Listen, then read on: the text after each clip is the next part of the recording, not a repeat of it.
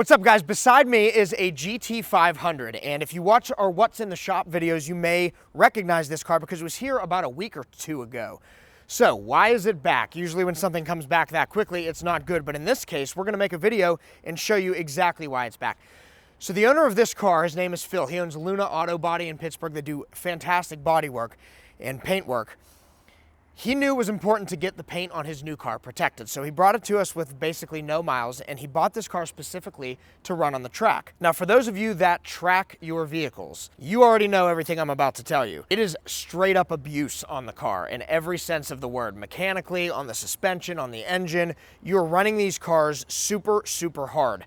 The exterior of the car is no exception to that rule. It is taking a beating. Some of those speeds are probably talking about 130, 40, 150 miles per hour on the track he was at, had a long backstretch, I know that. So you gotta think about things hitting into the car at 150 miles per hour. You also might be just feet away from a car in front of you that is also traveling at hundreds of miles an hour. Overall, things are flying off of tires in front of you, things are flying off of the tires on your car, and just the general things that you're gonna hit in the air that you would hit on the highway, like bugs and birds and anything else. It's gonna create a lot more damage when you're going that fast. So, the reason I told you all that, I want you to see some of these impacts. I asked Phil specifically not to clean the car. He contacted me last week. He said, hey, the track weekend rather, is over. There's some film that needs replaced. I said, oh no, what happened? He said, dude, this thing did its job so well.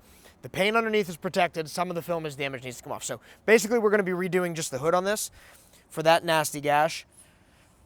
And nobody ever really knows on the track what happened to create this stuff, these marks, but it happens. So I want to walk around the car a little bit and just show you some of that stuff. Another one is here on the vents. Now these are all protected individually as well. This definitely would have caused a mark in the paint. Also noticed on the back of the hood, there's sort of a big scuff here. And this stuff can be caused from like rubber on tires in front of you, pieces of the track even getting ripped up and thrown up. There's some on the A-pillar there. And you can see across the top of this is just hammered. There's a big bug gut there, but lots of little impacts you can see. We always make sure we wrap down underneath that front edge. The windshield is also protected, and it's tough to tell on windshields really what hit it because it doesn't sort of show the impacts as much as PPF might. But the owner definitely told me his windshield would have broken if he did not have Clearplex. There were some large things hitting the windshield, so it's always nice to see the products that we're installing actually working. This car's also ceramic coated, and you can see that it's really dusty, but everything is gonna wipe off really easily. It's gonna clean up really easily. All those bug guts that are smashed in the front are just gonna come off with just a wash mitt, virtually no scrubbing at all. There's another mark here on the rear quarter panel. And down in this area, it might be tough to catch on camera, but all these little white dots are pretty hard impacts that have made some type of mark in the film. Now, once we clean it, some of those may go away. Some of them might not. Some of them might be actually damage to the film, but that's the film doing its job. It's a sacrificial barrier.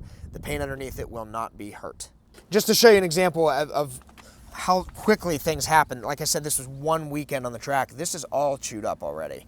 So these big sticky Sport Cup 2s, that's what I have on my GT4 as well. They pick up a lot of rocks. You can see them just sitting on there. So as this thing is going very fast, it is chucking those things everywhere. And of course, the whole front bumper is just annihilated with bugs and little impacts. You can see every dot there where something hit the bumper. And if you had no protection on here at all, the front of this car would already look like it's sandblasted. Remember, paint protection film also self-heals, so there's really tiny impacts. You're not even seeing them because the car's been out in the sun and those have already sort of healed themselves. So, again, it's not indestructible, but it does do its job, and if you're gonna track your car, you need to have paint protection film.